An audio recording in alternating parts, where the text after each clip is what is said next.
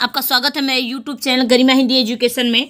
हमने कल उत्तर प्रदेश पुलिस भर्ती परीक्षा का 2018 का जो पेपर हल किया था वो फर्स्ट शिफ्ट का किया था। आज जो हल करेंगे वो हम सेकेंड शिफ्ट का हल करेंगे। आज हमारे जितने भी क्वेश्चन पूछे गए थे 2018 के पेपर में, मैं उन सारे क्वेश्चनों को करवाऊंगी और पूरा डिटेल के साथ करवाऊंगी, व्याख्या के साथ करवाते हुए चलूंगी। आज का जो पहला क्वेश्चन है वो है तरड़ी तनुजा तट तमाल तरुवर बहु छाए में कौन सा अलंकार है? अनुप्रास अलंकार, यमक अलंकार, श्लेष अलंकार या फिर उपमा अलंकार। तो देखिए, तरणी तटुजा तट तमाल तरुवर बहु छाए, इस पंक्ति में त वर्ड का 5 बार आवृत्ति हुआ है। कितनी बार? 5 बार। किसका? त का। देखिए, तरड़ी में तनुजा, तट, तमाल, तरुवर, इन सबों में किस वर्ड की आवृत्ति हुई है? तो त की। एक वर्ड की जब आवृत्ति बार बार होती है, जहां पर कोई वर्ड एक से अधिक बार आए, वहां कौन सा अलंकार होता है? अनुप्रास अलंकार होता है। Option number first is right answer. क्या होगा? अनुप्रास अलंकार। अगला क्वेश्चन है, आज दिन भर वर्षा हो रही है, इसमें अव्यय का कौन सा प्रकार है? क्रिया विशेषण अव्यय, संबंध बोधक अव्यय, समुच्चय बोधक अव्यय या विस्मयादि बोधक अव्यय। तो देखिए, वर्षा दिन भर, आज दिन भर वर्षा हो रही है, इसमें कौन सा अव्यय है या अव्यय का कौन सा प्रकार है? तो वो है ऑप्शन नंबर फर्स्ट, क्रिया विशेषण अव्यय। क्या है? क्रिया विशेषण अव्यय। Option number first is right answer. जिस शब्द में क्रिया विशेषण या दूसरे क्रिया विशेषण की विशेषता प्रकट हो उसे ही क्या कहते हैं? क्रिया विशेषण। क्या कहते हैं? क्रिया विशेषण अव्यय। Option number first is right answer. अगला क्वेश्चन है, आप नानी के घर जाओ, इस वाक्य को शुद्ध रूप में लिखिए। आप नानी के घर जाओ, ये वाक्य शुद्ध रूप में क्या लिखाएगा? आप नानी के घर जाइए, आप नानी के घर जाओ, आपने नानी के घर जाना है, आप नानी के घर जाओ। तो देखिए, कौन सा विकल्प शुद्ध है? हमें शुद्ध रूप लिखना है, तो शुद्ध रूप है ऑप्शन नंबर फर्स्ट, आप नानी के घर जाइए। क्योंकि जहां आप का प्रयोग होता है वहां जाओ प्रयोग नहीं करेंगे, क्योंकि आप क्या है? अपने से बड़ों को आप कहते हैं। जब आप का प्रयोग हो रहा है तो वहां बड़ों को हम जाओ नहीं कहते, क्या कहते हैं? जाइए। इसलिए वाक्य क्या है? शुद्ध। आप नानी के घर जाइए। Option number first is right answer. अगला क्वेश्चन है, एक छंद में कितने चरण होते हैं? हमें बताना है कि छंद में कितने चरण होते हैं। तो एक छंद में प्रायः 4 चरण या पाद होते हैं। प्रत्येक चरण में वर्णों और मात्राओं की संख्या क्रमानुसार नियोजित होती है। एक छंद में 4 से अधिक चरण हो सकते हैं, किंतु सामान्यतः कितने होते हैं? 4 ही होते हैं। ये चरण 2 प्रकार के होते हैं, सम चरण और विषम चरण। सम चरण से तात्पर्य है द्वितीय और चतुर्थ में सम होंगे, और विषम चरण का तात्पर्य है प्रथम और तृतीय में विषम होंगे। तो राइट आंसर क्या होगा? Option number first. क्योंकि एक छंद में कितने चरण होते हैं? तो 4 चरण होते हैं। कितने? 4 चरण या पाद होते हैं। अगला क्वेश्चन है, गीदड़ भभकी, इस मुहावरे का सही अर्थ क्या होगा? गीदड़ भभकी सही मुहावरे का क्या अर्थ होगा? कोरी धमकी, विरोध करना, धूर्तबाजी, धूर्त व्यक्ति या आरोप लगाना। तो देखिए, गीदड़ भभकी मुहावरे का अर्थ है कोरी धमकी, जो सिर्फ कहते हैं। क्या होता है? जो कुछ करते नहीं, सिर्फ क्या करते हैं? कोरी धमकी देते हैं, वो कुछ करते नहीं हैं। तो option number first is right answer. अगला क्वेश्चन है, रस का संबंध किस धातु से माना जाता है? श्री, क्री, प्री या म्री। तो देखिए, रस का संबंध श्री धातु से माना जाता है। किसे? सी धातु से माना जाता है। किसे? श्री धातु से माना जाता है, जिसका अर्थ क्या होता है? इसका अर्थ होता है बहता हुआ। क्या होता है? बहता हुआ। दूसरे शब्दों में हम कह सकते हैं जो भाव रूप में हृदय में बहता है उसे ही हम क्या कहते हैं, रस कहते हैं। क्योंकि किसी भी पंक्ति को पढ़ने के बाद जो भाव उत्पन्न होता है वो कहाँ उत्पन्न होता है, हमारे हृदय में होता है। कहाँ होता है, हमारे हृदय में होता है। इसीलिए रस का संबंध श्री धातु से है। किससे, श्री धातु से, जिसका अर्थ होता है जिसका अर्थ क्या होता है, जो बहता या बहता हुआ, उसका अर्थ क्या होता है, बहता हुआ। Option number first is right answer. अगला क्वेश्चन है, हाथी ने केला खाया। इस वाक्य को कर्मवाच्य में परिवर्तित कीजिए। हाथी ने केला खाया कर्मवाच्य में कैसे परिवर्तित होगा, तो देखिए पहले जान लेते हैं कि कर्मवाच्य किसे कहते हैं। तो जिस वाक्य में कर्म की प्रधानता हो उसे कर्मवाच्य कहते हैं। तो हाथी ने केला खाया, इस वाक्य का कर्मवाच्य में सही परिवर्तन क्या होगा, हाथी द्वारा केला खाया गया। इसमें क्या है, हाथी के कर्म की क्या है, प्रधानता का बोध हो रहा है। किसके, वाक्य में कर्म के प्रधानता का बोध हो रहा है, क्योंकि हाथी क्या कर रहा है, केला खा रहा है। अगला क्वेश्चन है, इनमें से कौन सा चिन्ह का अर्थ है आधा रुकना। तो देखिए किस चिन्ह का अर्थ है आधा रुकना, तो वो है ऑप्शन नंबर 2। इसको क्या कहते हैं, अर्ध विराम। क्या कहते हैं, अर्ध विराम। ये क्या है, तो ये है अल्प विराम। क्या है, अल्प विराम। और ये क्या है, ये निशान है पूर्ण विराम का। किसका, पूर्ण विराम। ये आपका विस्मयादि बोधक का चिन्ह है। किसका, विस्मयादि बोधक। तो राइट आंसर क्या होगा, राइट आंसर ऑप्शन नंबर 2, क्योंकि अर्ध विराम का कौन सा चिन्ह है, या आधा रुकना। आधा रुकना का क्या मतलब है, पूर्ण विराम मतलब पूरा रुकना, अर्ध विराम मतलब आधा रुकना। तो ऑप्शन नंबर 2 करेक्ट हो जाएगा। अगला क्वेश्चन है, हूबहू वही क्वेश्चन है जो आपके एग्जाम में पूछे गए थे। मैंने एक भी क्वेश्चन इधर उधर नहीं करा है, उसी प्रकार आपको करवा रही हूं। अगला क्वेश्चन है, दशानन का समास विग्रह क्या होगा। 10 है आनंद जिसके, 100 है आनंद जिसके, 10 है आंगन जिसके, या 10 है नान जिसके।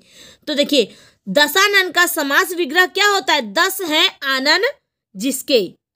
ऑप्शन नंबर फर्स्ट, 10 है आनंद जिसके। इसमें कौन सा समास है, तो इसमें समास है बहुब्रीहि। कौन सा, बहुब्रीहि। बहुब्रीहि समास किसे कहते हैं, तो देखिए जिसमें दोनों पद प्रधान न हो। दशानन को जब अलग करेंगे तो 10 सिरों वाला, 10 है आनंद जिसके, यानी कि 10 सिरों वाला। तो यहाँ ना 10 से तात्पर्य है, यहाँ ना सिर से तात्पर्य। यहाँ क्या है, यहाँ अर्थात रावण से तात्पर्य है। तो जो तीसरा अर्थ प्रकट करता है उसे ही हम बहुब्रीहि समास कहते हैं। बहुब्रीहि समास की परिभाषा क्या होती है, बहुब्रीहि समास की परिभाषा होती है जिस पद में न पहला पद प्रधान हो न दूसरा पद प्रधान हो, कोई अन्य पद प्रधान होता है, वही हमारा क्या होता है, बहुब्रीहि समास होता है। अगला क्वेश्चन है, जो किसी भी स्थिति में न टाला जा सके, कि यहाँ क्या रहेगा, टाला, न टाला जा सके। जो किसी भी स्थिति में न टाला जा सके, एक शब्द में क्या कहेंगे, असंभव, संभव, अनिवार्य या आजीवन। तो देखिए जो किसी भी स्थिति में न टाला जा सके या टाला न जा सके, तो उसे उस वाक्यांश के लिए एक शब्द होता है अनिवार्य। क्या होता है, अनिवार्य। Option number 3 is right answer. देखिए असंभव किसे कहते हैं, तो असंभव उसे कहते हैं जो नहीं हो सकता, उसको एक शब्द में क्या कहेंगे, असंभव। और जो हो सकता है उसको एक शब्द में संभव कहेंगे। आजीवन किसे कहेंगे, तो पूरे जीवन में के लिए, पूरे जीवन को एक शब्द में क्या कहेंगे, आजीवन। क्या कहेंगे, आजीवन। तो राइट आंसर क्या होगा, ऑप्शन नंबर 3 अनिवार्य। अगला क्वेश्चन है, अरुण का पर्यायवाची शब्द क्या होगा, सूर्य, आकाश, सोना, गोंद।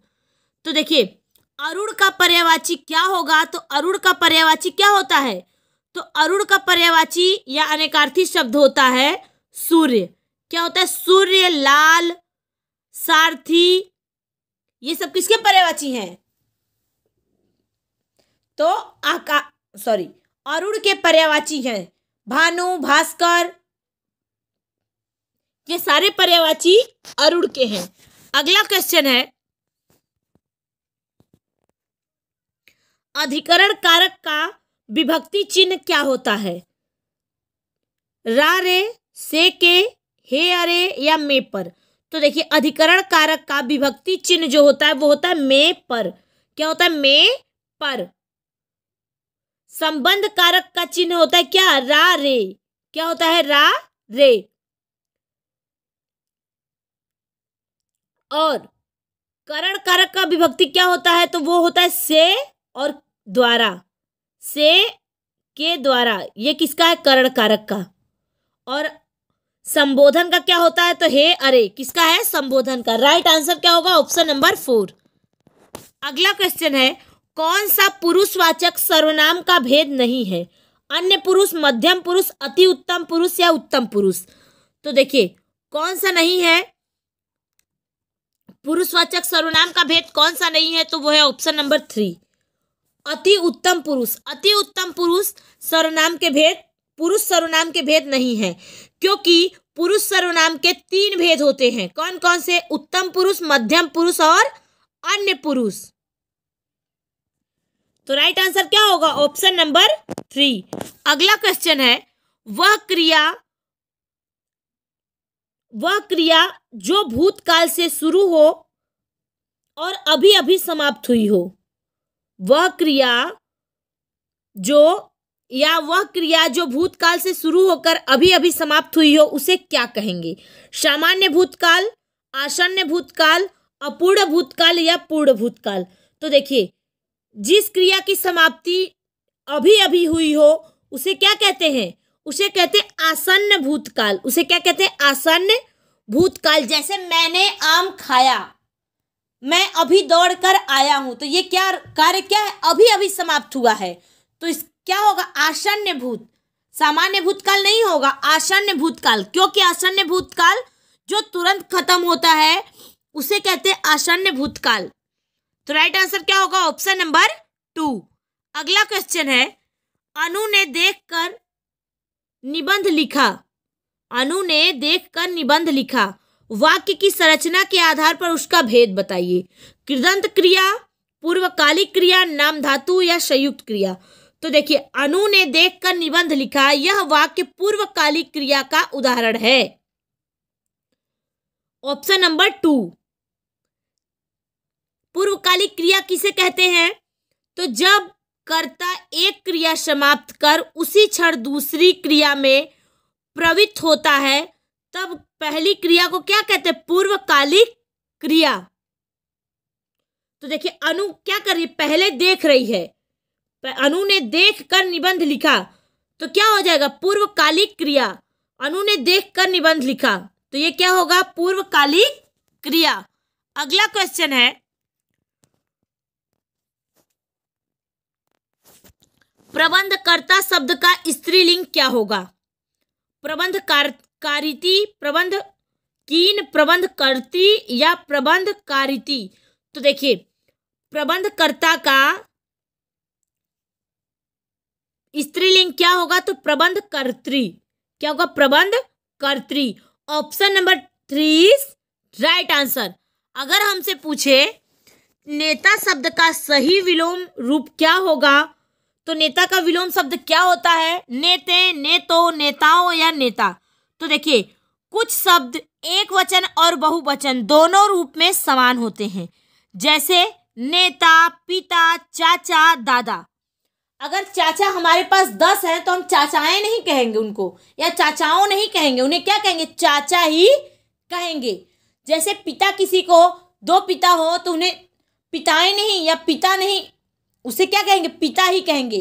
पिताएं, पिताओं नहीं कहेंगे। तो राइट आंसर क्या होगा? Option number 4। अगला क्वेश्चन है ऋतु शब्द का बहुवचन रूप क्या होगा? हमें बताना है कि ऋतु का बहुवचन क्या होता है। ऋतुएं, ऋतुओं, ऋतुओं या ऋतुएं। तो देखिए शुद्ध रूप जो है वो होगा ऑप्शन नंबर 1 ऋतुएं। क्या होगा? ऋतुएं। Option number first is right answer. अगला क्वेश्चन है, स्वर रहित व्यंजन जब स्वर सहित व्यंजन से मिलता है तब क्या कहलाता है? बहुत ही अच्छा क्वेश्चन है। स्वर रहित व्यंजन, स्वर रहित व्यंजन किसे कहेंगे? जो व्यंजन आधा हो, क्योंकि कोई भी व्यंजन बिना स्वर की सहायता से नहीं बोला जाता। अगर वह स्वर रहित है तो क्या होगा? आधा। जैसे क को अगर हम लिखे स्वर रहित तो ये आधा हो जाएगा। क्या हो जाएगा? आधा। ऐसे तो स्वर रहित व्यंजन जब स्वर सहित व्यंजन से मिले, मान लीजिए हम पूर्ण क से मिला रहे हैं, तो उसे क्या कहेंगे? तो उसे हम क्या कहेंगे? तो उसे कहेंगे संयुक्ताक्षर। क्या कहेंगे? संयुक्ताक्षर। ऑप्शन नंबर क्या हो जाएगा? First is right answer. संयुक्ताक्षर किसे कहते हैं? तो संयुक्ताक्षर उसे कहते हैं जब स्वर रहित व्यंजन, स्वर रहित व्यंजन और स्वर सहित व्यंजन से मिलता है तो उसे ही हम संयुक्ताक्षर व्यंजन कहते हैं या संयुक्त व्यंजन कहते हैं। Option number first is right answer. अगला क्वेश्चन है, कौन सा व्यंजन नासिक के द्वारा उच्चारित होता है? ड़, ज, ड, द। तो देखिए कौन सा व्यंजन नासिक के द्वारा उच्चारित होता है? तो नासिक के द्वारा उच्चारित जो व्यंजन होता है वो है ऑप्शन नंबर फर्स्ट। कितने व्यंजन को हम नासिक से उच्चारित करते हैं? तो वो है 5। कौन कौन से? ड़, य, अंग, य, ड़, न, म। ये चारों जो हैं इन्हें अनुनासिक वर्ड भी कहते हैं, नासिक वर्ड भी कहते हैं। ये पंचमाक्षर है, यानी कि 5 अक्षर ऐसे हैं जिनका उच्चारण नासिक के द्वारा किया जाता है या नासिक व्यंजन कहते हैं, उन्हें ही हम अनुनासिक भी कहते हैं। तो राइट आंसर क्या होगा? ऑप्शन नंबर क्या हो जाएगा? फर्स्ट।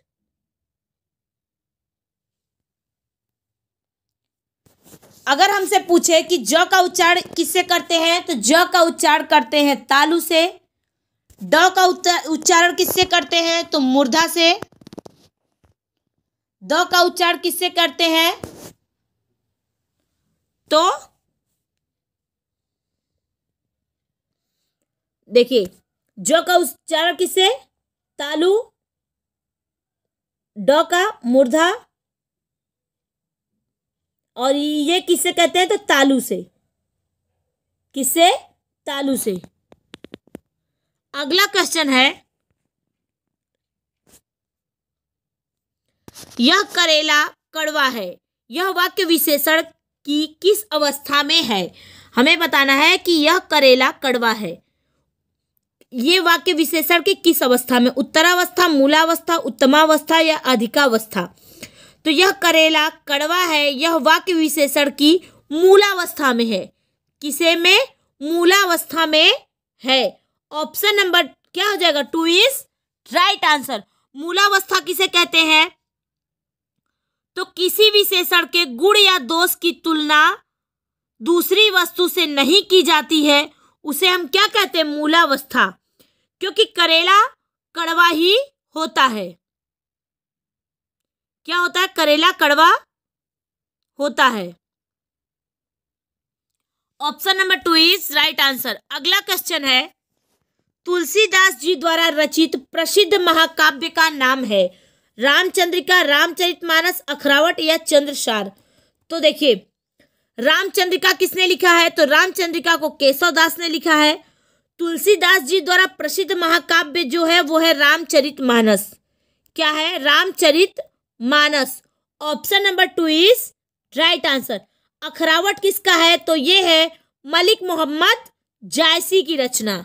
अगला क्वेश्चन है, रंगभूमि किस प्रसिद्ध लेखक द्वारा रचित उपन्यास है? प्रेमचंद, हरिशंकर परसाई, धर्मवीर भारती या विष्णु शर्मा? तो रंगभूमि जो किसकी रचना है? तो वो है ऑप्शन नंबर फर्स्ट, प्रेमचंद्र की उपन्यास है। कौन सा? रंगभूमि। Option number first is right answer.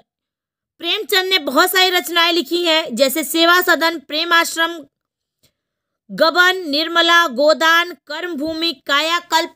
इन्होंने एक रचना लिखी थी सोजे वतन। इनकी ये जो रचना है ये अंग्रेजों द्वारा जब्त की गई रचना है।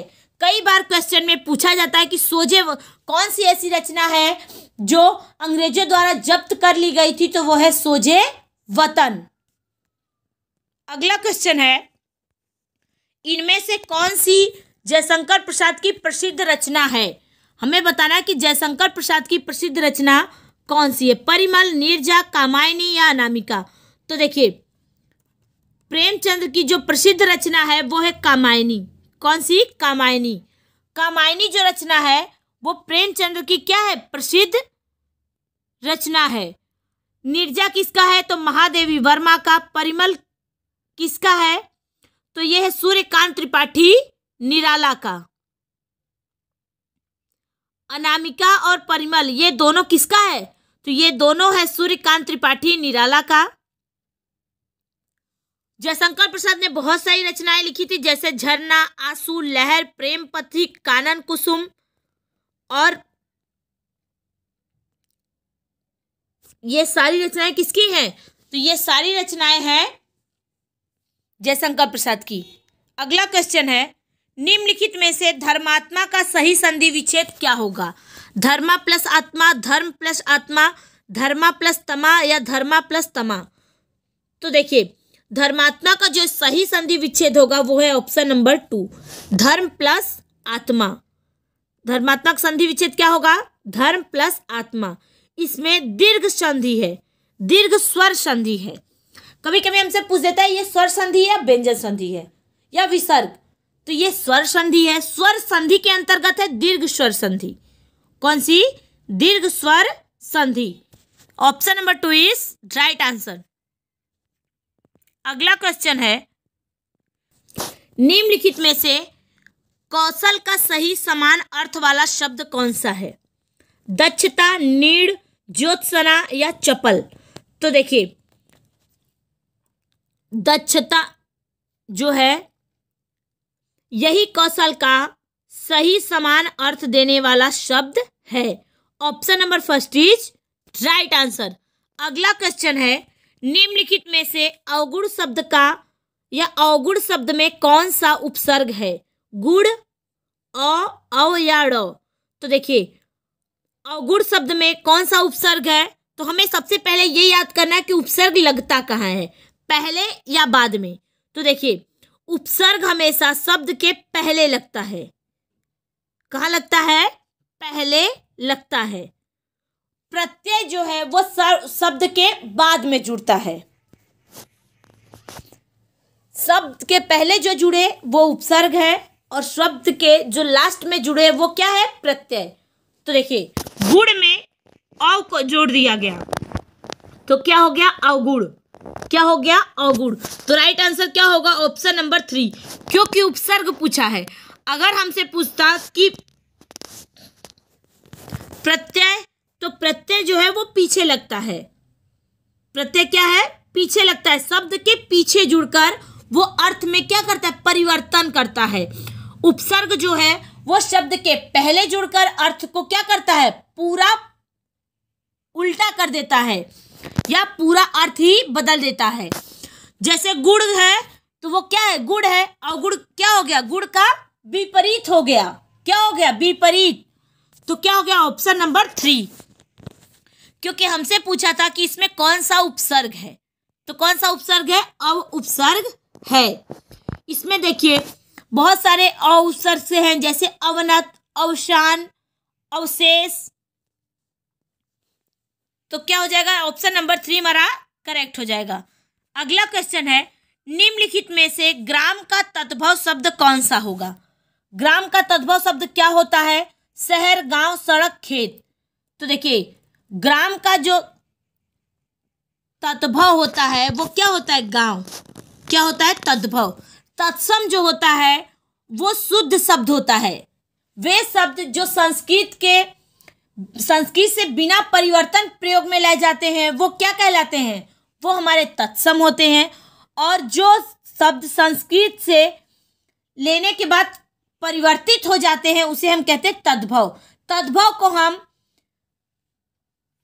क्या कहते हैं? तो उसको बिगड़ा हुआ रूप भी कहते हैं। Option number 2 is right answer. अगला क्वेश्चन है, निम्नलिखित में से कौन शब्द प्रत्यय से नहीं बना है? लालिमा, टुकड़ी, शक्तिमान या सफल? तो कौन सा शब्द प्रत्यय से नहीं बना है? तो वो है ऑप्शन नंबर 4 सफल। सफल में क्या लगा है? उपसर्ग लगा है। क्या लगा है? उपसर्ग लगा है, क्योंकि फल में क्या जुड़ा है? स। क्या जुड़ा है? स। तो क्या हो गया? सफल। Option number 4 is right answer. अगला क्वेश्चन है, निम्नलिखित में से सुक्ति का सही संधि विच्छेद क्या होगा? सु प्लस उक्ति, स प्लस उक्ति, सु प्लस किति या स प्लस उक्ति? तो देखिए, सुक्ति का जो सही संधि विच्छेद होगा वो क्या होगा? तो सुक्ति का सही संधि विच्छेद होता है ऑप्शन नंबर 1 सु प्लस उक्ति। इसमें कौन सी संधि है? तो इसमें भी दीर्घ स्वर संधि है। Option number 1 is right answer. आज का जो लास्ट क्वेश्चन है वो है, निम्नलिखित में से बंधन शब्द का विपरीत अर्थ वाला शब्द कौन सा है? बंधना, रिश्ता, छोड़ना या मुक्त? तो देखिए, बंधन शब्द का विपरीत अर्थ क्या होगा? तो बंधन मतलब बंधना, इसका विपरीत क्या होता है? तो मुक्त। क्या होगा? मुक्त। छोड़ना, बहुत लोग छोड़ना लगाएंगे, लेकिन पकड़ना का छोड़ना होगा। बंधन का मुक्त होगा, पकड़ना का छोड़ना। तो राइट आंसर क्या होगा? Option number 4। क्या हो जाएगा? Option number 4। ये रहा हमारा आज का क्वेश्चन, जो उम्मीद है सभी लोग समझ में आया होगा। सभी लोग ध्यान से देखें। Thank you so much.